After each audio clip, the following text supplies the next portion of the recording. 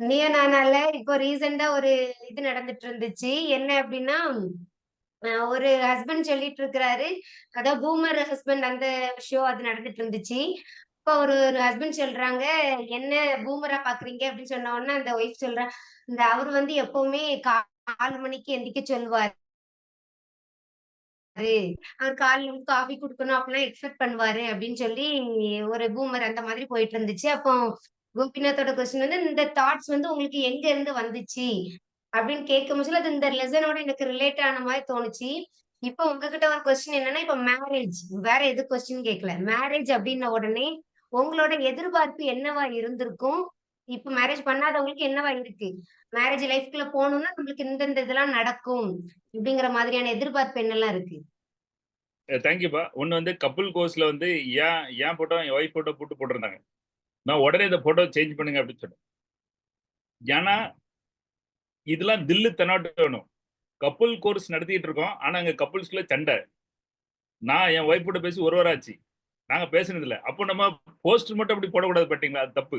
எனக்கு உள்ளுக்குத்து எனக்கு தெரியும். மலையில இருக்கு மலையில இருக்க சிலையெல்லாம் மூக்கு உடைஞ்சிருக்கு அப்படின்னு தெரியும். வெளிய இருந்து பார்க்கறதுக்கு சோசியல் மீடியால என்ன மாரி ஃபோட்டோ போடுதாங்கப்பா. என்ன பயங்கர போஸ்ட்லாம் ஆட்டாங்க. எனக்கு தெரியும் சண்டை வீட்ல. பஞ்சாயத்து நடந்துட்டு இருக்குன்னு. இந்த மாரி கெத்தா, திமிரா ட்ரெய்னிங் குடுக்க ஒரே ஒரு எம்எம்ஜில மட்டும் தான் முடியும். எங்க வீட்ல சண்டை. நாங்க பேசல. கப்புள் ஃபோட்டோ போடாதீங்க. ரொமான்ஸ் எடுக்குறேன்னு போடுங்க. ரோஸ் கூட ஒரு வீடியோ இருக்கும். அப்புறம் அப்பா எப்படி உங்க லைஃப் அப்படி அடே your lovely life my love wife அப்படிலாம் வீடியோ எடுத்து சரிப்பா வீடியோ ஆஃப் பண்ணிட்டேன் இப்ப சொல்லு ஐயோ கல்யாணம் எல்லாம் முடிச்சிடாதீங்கப்பா பெரிய சட்டை வந்துட்டு இருக்கு அவ ஃபுல்லா உட்காந்து அந்த வீடியோ நான் அந்த வீடியோ பிளே ஆகும்னு நினைச்சேன் அந்த வீடியோ இருந்தா எல்லாத்துக்கும் அடிப்ப வைக்க ம். இந்த இடத்துல கூட உண்மையா தான் இருக்கணும் உண்மையில லவ் பண்ணதுன்னா லவ் பத்தி பேசலாம் இன்னொரு விஷயத்த கனெக்ட் பண்றேன் நெட்வொர்க் மார்க்கெட்டிங்ல நீ எவ்வளவு சம்பாதிக்கிற சம்பாதிக்கலடா ஒண்ணுமே சம்பாதிக்கலடா கப்புள் கோர்ஸ் சொல்லி கொடுக்கீங்களா நீங்க கப்பல எனக்கு அடித்தடி சண்டைடா ஒரு வாரம் பேசல போடா அப்புறம் நீங்க நான் கப்புள் கோர்ஸ் உங்களுக்கு சொல்லித்தரேன் படிக்க இவ்வளவு வந்திருக்கமே இது எப்படி இருக்கு சம்பாதிக்கலன்னு எங்கேயும் வருத்தப்படாதீங்க எவ்வளவு சம்பாதிக்க நம்ம சொல்லலாம் இறங்கி அடிங்க தன்மா எங்க அம்மா சொல்லிச்சு சண்டை போட்டு என் வைஃப் போயிட்டு 8 மாசம் இருந்தேன் ஐயா சாமி நீ எல்லாருக்கும் சொல்லி குடிக்க லவ் பத்தி நீ வாழ்க்கையை முன்னேற்றத்து உன் குடும்பத்துல இப்படி நடந்து ஆமா நடந்து சொல்லுவேன் பொண்டாட்டி சண்டை போட்டு போனா என்ன செய்யணும்னு சொல்லுவேன் பொண்டாட்டி இல்லாம எப்படி வாழணும்னு சொல்லுவேன் அப்பவுமே அந்த ட்ரைனிங் தான் சொல்லுவேன் நான் பொண்டாட்டி எப்படி ட்ரை பண்ணி செட் பண்ணி கூட்டு வரதுக்கு நான் எல்லாம் முயற்சி பண்ணிட்டு இருக்கேன்னு சொல்லுவேன் கூட்டு வந்தேன்னா 8 மாசத்துல வந்தாச்சுல எங்கேயுமே போல யாரு காலனி உள்ள பஞ்சாயத்து வைக்கல தன்னால நடந்துச்சா அது நான் சொல்லிக் கொடுப்பேன் எப்படின்னு ஆனா எல்லாமே உண்மையை மட்டும்தான் சொல்லுவோம் நான் போலீஸுக்கு போனா கூட அவங்க அவங்க எல்லாம் என்னைய பத்தி தப்பு தப்பா சொல்லுவாங்க பாதி மறைச்சு சொல்லுவாங்க ஏமாத்தி சொல்லுவாங்க நான் சொல்லுவேன் நான் சொல்லுவதெல்லாம் உண்மை உண்மையை மட்டும்தான் சொல்லுவேன் நான் சொன்னதுக்கெல்லாம் வாட்ஸ்அப் ப்ரூஃப் ரெக்கார்டிங்ஸ் இருக்கு இவங்க சொன்னதுல அவ்வளோ பாதியை மறைச்சிட்டாங்க நான் என்னெல்லாம் மறைச்சாங்கன்னு சொல்லட்டா அவன் அங்கேயே சரண்டர் ஆயிடுவான் ஏய் போத்திட்டு போ இதெல்லாம் நீ ஏன்ட்டு சொல்லல செஞ்சியா ஆமா என்னைக்குமே உண்மையை பேசுங்க உண்மையை பேசும்போது அடிதடி நடக்கும் கசப்பு நடக்கும் சண்டை நடக்கும் ஆனா அப்புறம் நிம்மதியா இருக்கும் உங்க மேல எப்பவும் ஒரு மரியாதை இருக்கும் எப்பவுமே உங்க மேல ஒரு நம்பிக்கை இருக்கும் தன்மா மாதிரி என்னை மாதிரி ஒரு பேர் வாங்குங்க அது மாதிரி நான் வீட்டுல எப்பவுமே என் ஒய்ஃப்ட்ட உண்மைதான் சொல்லுவேன்னா வீட்டுல உண்மையெல்லாம் சொல்லி நீங்க உருப்படவே முடியாது வீட்டுல அப்போ பொய் சொல்லுவீங்களா அப்போ பொய் சொல்லக்கூடாது அப்போ என்ன அர்த்தம் அப்படியே நவுண்டு போயிடணும் இதை நான் செஞ்சதை எங்க ஒய்ஃப் ரொம்ப நாள் கழிச்சு கண்டுபிடிச்சிட்டேன் உங்க ஐயாட்ட ஒண்ணு கேளு அவர் உண்மையும் சொல்ல மாட்டாரு பொய்யும் சொல்ல மாட்டாரு அப்படியே நவுண்டு போயிருவாரு நல்லா இருக்கு அந்த ஐடியா கண்டுபிடிச்சிட்டாங்க இப்பவும் கண்டுபிடிச்சிட்டாங்க சோ இப்படி கூட நீங்க ஃபாலோ பண்ணலாம் சோ நான் பொய் சொல்லல உண்மையை சொன்னா என்ன நடக்குதுன்னு தெரியும் ஆனா நான் பொய் சொல்லல நல்லா இருக்குல்ல இது பொய் சொல்லதுக்கு பதில் சொல்லாம இருக்கு நடுப்பட்டு தன்மா ஓட்டு போச்சு உங்க மாதிரி மேரேஜுக்கு முன்னாடி நெறைய மூவிஸ் எல்லாம் பார்க்கும்போதுல, அந்த பையனுக்கு என்னவா தாட் இருந்திருக்குன்னா, நெறைய படங்கள்ல காலையிலே இந்த குளிச்சுட்டு வந்து எழுப்புவாங்க, காஃபி குடிப்பாங்க. அந்த தாட்ஸ்ல இருந்திருக்கான். சோ, ஆ நெறைய நம்ம சுத்தி சுத்தி நடக்கிற விஷயங்கள விட, நம்ம அந்த சோசியல் மீடியாவிலேயே ரொம்ப இன்ஃப்ளூயன்ஸ் ஆயி, இப்போ உள்ள ட்ரெண்ட் என்ன மாதிரி இருக்குன்னா, நெறைய கப்புல் விளாக் அது இதுன்னு இருக்கு. அப்ப பார்க்கும்போதுல என்ன ஃபீல் ஆகுதுன்னா, YouTubeல அவங்க எவ்ளோ இதா இருக்காங்க. நம்ம ஒய்ஃபும் அப்படிதான் இருப்பாங்க அப்படிங்கிற தாட்ஸ்லயே நெறைய போயிட்டு இருக்குது. நம்ம இன்னைக்கு பார்க்க போறது என்னன்னா, நம்ம என்னென்ன பேச்சுக்கள் மேரேஜ் முடிஞ்ச உடனே பேச ஆரம்பிப்போம். அதுல வந்து கரெக்ட்டான விஷயங்கள் எது? தப்பான விஷயங்கள் எது? அப்படிங்கிறத பத்தி பார்க்க போறோம். ஸோ எம்எம்ஜில இருக்கிறவங்களுக்கு வந்து இப்பவே கொஞ்சம் ஓரளவுக்கு கிளியர் ஆயிரும். யூடியூப்ல காணிக்கிற ஜிமிக்ஸ் கரெக்ட்டா இருக்குமா? அல்லது மூவில 80ஸ் கிட்ஸ், 90ஸ் கிட்ஸ்னா அந்த மூவி நெறைய பார்த்து வச்சிருப்பாங்க. நம்மளுக்கு இப்படிலாம் வரும். அந்த இது எல்லாமே உடையிற ஒரு தருணமா அந்த லெசன் இருக்கும்னு நெனைக்கிறேன். மேரேஜ் கான்வர்சேஷன்ல நம்ம பண்ற மிஸ்டேக்கு இதுல 3 விஷயங்கள் 3 மிஸ்டேக்க பத்தி சார் சொல்லியிருப்பாங்க. அதுல ஃபர்ஸ்ட் மிஸ்டேக் இதுதான். இப்போ ஒரு கப்புளுக்குள்ள ஒரு கான்வர்சேஷன் வருது அல்லது ஏதோ ஒரு பிரச்சனை வருது. உடனே இந்த இடத்துல நம்ம என்ன பண்ணிக்கிட்டு இருக்கிறோம்? சார் சொன்ன இந்த பாயிண்ட்ஸ்ல இருந்து நீங்க என்ன எடுத்துக்கிட்டீங்க? என்னலாம் உங்களுக்கு இப்ப நடந்துட்டு இருக்கு? ஓகே. ஒரு பிரச்சனை வருது அப்படின்னா, இது கப்புளுக்குள்ளன்னு இல்ல, காமனா எல்லா இடத்துலயுமே நடக்கும். நம்ம ஒண்ணு சொல்லிருவோம். இல்ல இது உன் மிஸ்டேக் தான்.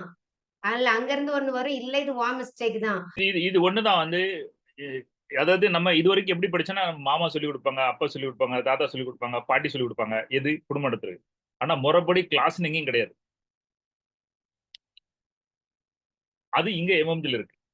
இங்க எம்எம்ஜில இருந்தா சொல்லி கொடுத்தாங்க. பிஎஸ் சொன்ன மாதிரி அவங்க அம்மா அப்பா பேசுறமா red area, red light area ரொம்ப கவனம். அங்க அங்க சர என்ன சொல்லுவோம் பெரிய டேஞ்சர் ஏரியா. அந்த ஏரியால என்னைக்கும் கை வச்சிடக்கூடாது. அங்க அவங்க அம்மா பத்தி பேசி ஃபேமிலி பத்தி பேசி எங்கேயும் போயிடக்கூடாது. இதை நம்ம முதல்ல சொல்லி கொடுத்துட்டோம்னு வைங்களேன், அப்போ பணம் இருக்கும். உங்க அம்மா தெய்வீகம், உங்க அம்மா உங்க அப்பா உலகத்திலே இப்படி பாருங்களேன். உங்க பொண்டாட்டி அப்புறம் கேட்டு பாருங்க உங்க ஒய்ஃப் சூப்பரா இருக்கு. எங்க என் மாமியார் மாதிரி தங்கமான உள்ள 1000 இருக்கும் வெளியே பேசுங்க. இதை நம்ம முதல்ல சொல்லி கொடுத்துட்டோம் வைங்களேன், அந்த ஏரியால சண்டே வராது. அதுக்குதான் அங்க பிடிக்குது. காணாதது அங்க போய் சண்டே போடுறது. சண்டை போடாம எப்படி இருக்குன்னு இங்க எந்த ஏரியால டேஞ்சர் ஏரியா, இந்த ஏரியால கை வைக்கவே கூடாது. நான் கை வைக்கவே மாட்டேனே. ஏத்தல கதவு சாத்திட்டாலும் சரி எம்மாடி சத்தனமா வந்துருவேன். நமக்கு வண்டப்ப கதவு திறந்தா போயிடுவேன். கதவு திறந்தா வந்துட்டேன். எந்த இன்சல்ட்டுக்கு இருக்கு போயிடவே கூடாது. உலகத்திலே நல்ல அம்மா அப்பா நம்ம பார்ட்னரோட அம்மா அப்பா தான். தெய்வீகம்னா அவங்க தான் தெய்வீகம். உலகத்துல எல்லா மாடலா இருக்காங்க. எப்பவும் தப்பா பேசுறது. அதுவும் பரம்பரை பத்தி பேசுனீங்கன்னா சொல்லி முடிஞ்சு போச்சுக்காது. இதை நம்ம முதலே சொல்லி கொடுத்துட்டோம்னா ஏன் சண்டை வரப்போகுது? சண்டை வந்து அந்த ஏரியால வராது. நம்ம அங்க ஸ்டாப் பண்ண இப்படி பல ஏரியால சண்டையை ஸ்டாப் பண்ணிடலாம். நான் இன்னொரு விஷயம் பாக்குறது என்ன, புருஷன் பொண்டாட்டி கவலைமா நினைக்கிறது, பொண்டாட்டி புருஷனை கவலைமா நினைக்கிறது. அப்புறம் ஆனா 2 பேருமே தனித்தன மகாராஜா மகாராணி நினைச்சிடும். அங்கதான் அடிதே நடக்கும். இதுல யாராவது ஒருத்தர் இல்லப்பா நம்ம நம்ம நம்மளும் உண்டு ஜடையெல்லாம் போடுறதுல அவரு பெரிய ஆளுனா சண்டை நடக்காது. எவன் பொண்டாட்டிட்ட வாய் திறக்க முடியாதுப்பானா அங்கேயும் சண்டை நடக்காது. இந்த 2 பேரும் அப்படி நிப்பாங்க தெரியுமா? அங்கதான் சண்டை நடக்கும். நான் அதான் சொல்லேன், கல்யாணம் முடிஞ்சோடனே ஸ்டார்ட் பண்ணல போட்டு பாத்துருங்க.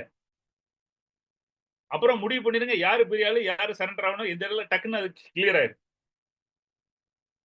அதே மாதிரி கல்யாணம் முடிக்கவங்கலாம் பெருசா நினைச்சிட்டு இருக்காதீங்க. உங்களுக்கு ஃபியூச்சர்ல வரப்போகுது. அல்லது இந்த லவ்ல இருக்கீங்களா, இங்கேயும் உங்களுக்கு பிரச்சனை வரும். சோ உங்களுக்கு பிரச்சனை ரெடியா இருக்கு. கேட்டு படிங்க. யாருக்கோ அப்படின்னு நினைச்சிட்டு இருக்காதீங்க. வரப்போகுது சீக்கிரம் உங்களுக்கு. டன். ஆனா நான் என்ன சொல்ல, சண்டை போடும்போது சண்டை அப்படி போடுங்க. ஓங்கி அடிச்சா 1.5 அடி டன்னுடா. அப்படி சண்டை போடுங்க. இல்லைன்னா பொத்திக்கிட்டு எல்லாத்தையும் அடக்கிக்கிட்டு சரி சார், சரி மேடம், ஓகே மேடம் அப்படின்னு போயிருங்க. இந்த ஊடையில நீ ஒரு அடி, நான் ஒரு அடி, நீ 8 அடி, நான் 16 அடி, இது வந்து கேவலமாயிரும். என்னைய ஃபர்ஸ்ட் கல்யாணம் பண்ணிக்கும் போது அப்பா இல்லாத பையன், சரி சொல்லி பேச்சு கேட்டு இருப்பான் அப்படின்னு நினைச்சிட்டாங்க. அப்புறம் நான் பண்றதான் பார்த்துட்டு என்னடா இவன் இப்படி இருக்கான், இந்த வயசுல இந்த பையனுக்கு இவ்வளவு திம்புறா, அப்பவுமே இருந்திருக்கு. கல்யாணம் முடிஞ்சு 2 நாள்ல சண்டை போட்டு பெட்டிட்டு போயிட்டாங்க. நான் ஒண்ணுமே சொல்ல. அவங்க வந்து போன் பண்ணாங்க, என்ன ஆச்சுமா? இல்ல அவங்க சண்டை வச்சு போயிட்டாங்க. சரி சரி. நீங்க வீட்டுக்கு வாங்கம்மா நம்ம பேசிக்கிட்டோம். என்ன சொல்றீங்க? இல்ல வீட்டுக்கு வர மாட்டேன் நான். வாங்கம்மா நம்ம எல்லாம் ஒண்ணுல ஒண்ணு பேசிக்கிடும். எங்க ஐயா என்ன சொல்லி கொடுத்து வளர்த்துருக்காரு, வீட்டை விட்டு வெளியே போச்சுட்டா உள்ள எடுத்துடக்கூடாது. அப்படியே வந்தா அவங்க தான் வரணும், நம்ம போக கூடாது. என் தம்பி வீட்டை விட்டு போறோம்னு சொன்னா வெளியே போட்டு கதவு போட்டாரு. அழுது கூப்பிட போட்டு அதுக்கப்புறம் எங்க ஜென்மத்துல நாங்க யாரும் வீட்டு விட்டு போன எங்க வீட்டுல சொல்றதே கிடையாது. பொண்டாட்டி வீட்டு விட்டு போனா பொண்டாட்டி தொட்டி தூக்கிட்டு வரணும். அதுக்குள்ள நான் போக மாட்டேன். அப்படி ஒரு பொண்டாட்டி வாழ்க்கையிலே வேண்டாம் எனக்கு.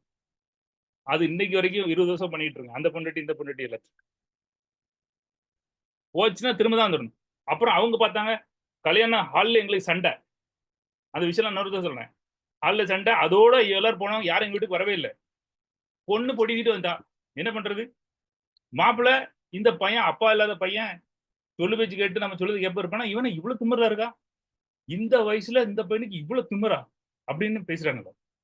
அவர் 2 நாள் பார்த்தாங்க, 3 நாள் பார்த்தாங்க. கல்யாணம் முடிஞ்சு என்ன ஒரு பொண்ணு ஒரு வாரத்துல இருந்து பொட்டியோட இங்க இருக்கா? எப்போ இது சரிப்பட்டு வருது, அம்மா அப்பா எல்லாரும் பிடித்திட்டு வந்தாங்க. சும்மா ஒரு முடி எப்படி தொங்கி போட்டுக்கிட்டு வீட்டுல உள்ள சாலையை எடுத்துட்டு வந்தாங்க. வந்துட்டு நிறைய பேசினாங்க. என்கிட்ட எதுவும் பேசக்கூடாது. என்ன பேசணுமோ உங்க பிள்ளைகிட்ட பேசுங்க. ஏன்னா உலகத்திலே மகா அறிவாளி நான் தான் அப்படின்னு நான் நினைச்சிட்டு இருக்கேன். அதனால நீங்க கொடுக்குற அட்வைஸ் எனக்கு உதவாது. நீங்க உங்க பிள்ளைய கூட்டு வந்தீங்களா, நாங்க பாத்துக்கிட்டோம். எங்க சண்டை வீட்டுல இருக்கணும், வெளியே போக கூடாது அப்படின்னு போயிட்டாங்க. அப்புறம் போயிட்டாங்க. எதுக்கு சொல்ல வந்து மறந்து போச்சு. அறிவுன்னு சொல்லுங்க. அதாவது ஓங்கி அடிச்சா 1.5 டன் திரும்ப ரிட்டர்ன் வரவே கூடாது. சண்டை போட்டா அப்படி போடுங்க, இல்லைன்னா சண்டை போடாது. அடி தடியும் போட்டுட்டு அது வாழ்க்கைக்கு சேரு. சரண்டர் ஆயிருங்க. இப்போ சதா சொன்ன மாதிரி யாரு பெரியாள்னு சீக்கிரம் கண்டுபிடிங்க. நம்ம பெரியாளா அவங்க பெரியாளா. எங்க வீட்டுல ஏய் உன்னைய பாரு, பஞ்சாயத்து வச்சு என்ன பண்ண போறேன் பாரு. சரிம்மா பண்ணுங்க. பஞ்சாயத்து போனாங்க, போலீஸ் போனாங்க, அங்க போனாங்க, இங்க போனாங்க. எங்கேயும் நான் போகல. மன்னிப்பே கேட்க மாட்டேன். மன்னிப்பு கேட்பேன். பொண்டாட்டி காலில் விழுவேன், பொண்டாட்டிட்ட மன்னிப்பு கேட்பேன். ஆனா பொண்டாட்டி தவிர யாருக்கிட்டையும் கேட்க மாட்டேன். சுப்ரீம் கோர்ட்டே வந்தாலும் போக மாட்டேன். போ, வாழ முடியாதுடா, உள்ள தூக்கி போடு. ஆனா பொண்டாட்டி வேணும். சாவர வரைக்கும் இவதான் பொண்டாட்டி. அதுல எந்த மாற்றம் இல்லை. டைவர்ஸ்க்கு வந்து சான்ஸே கிடையாது. அது நான் கப்பல் கோர்ஸ் படிக்கும்ல, அதுல ஒரு விஷயம் கிளியர் ஆயிடுச்சு. நான் பொண்டாட்டி இருக்கோம், பேசுறேன், பேசல, தனியா இருக்கேன். எது பொண்டாட்டி தான். சாவர வரைக்கும் பொண்டாட்டி தான். நான் சொல்லிக் கொடுக்க தான் செய்யறேன். அது நான் என்ன பண்ணாலும் சரி, நான் எனக்கும் அவதான் பொண்டாட்டி. அதுலயும் எந்த தப்பு கிடையாது. 2 சைடும் அதே அப்ளிகபிள். சோ மன்னிப்பு கேட்குது.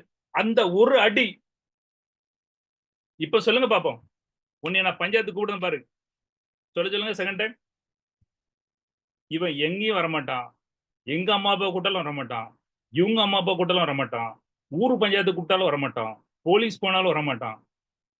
எல்லாத்தையும் எங்க அந்த ஜாதி சங்கம் அந்த சங்கம் எங்க கூப்பிட்டாலும் வரமாட்டாங்க. இப்போ சொல்லுங்க உன்னை என்ன பண்ணு பாருங்க. அடிச்சு ஓங்கி அடிச்சா 1.5 டன். எந்த கதையும் வேண்டாம். நான் என் பிள்ளைக்காக வாழ்ந்துட்டு போறேன். நம்ம வீட்டுல இருப்பேன். இது கரெக்டான பேச்சு. கப்பல் கோர்ஸ்ல பேசுற பேச்சா இது? இப்படி ஒவ்வொரு வீட்லயும் 1000 குப்பைகள் இருக்கும். உங்க வீட்லயும் இருக்கும். நீங்களும் ரொம்ப டீசெண்டா பேசிட்டு இருக்கீங்க. நான் வந்து ஓபனா பேசிட்டு இருக்கேன். அந்த மாதிரி நம்ம கொண்டு போகணும்னு சொல்றேன். எஸ்மா ஓட்டு போச்சு. இந்த 3 பாயிண்ட் டெய்லி லைஃப்ல வெறும் ஹஸ்பண்ட் ஒய்ஃப் இல்ல, நம்ம டீம்ல கூட அதை ஃபாலோ பண்ணலாம். சரி, அது பிரச்சனை வந்து ஒருத்தவங்க வந்து கொஞ்சம் சாஃப்ட் ஆகி வராங்க அப்படின்னா உடனே மூஞ்சி தூக்கிட்டு வரையுது. நான் உன்னை ஜென்மத்துக்கு மறக்க மாட்டேன். என் மூஞ்சில முடிக்காதப்போ ஏய் அதான் முடிஞ்சு போச்சுல, வந்தாச்சுல, திரும்ப என்ன இழுக்கிறது.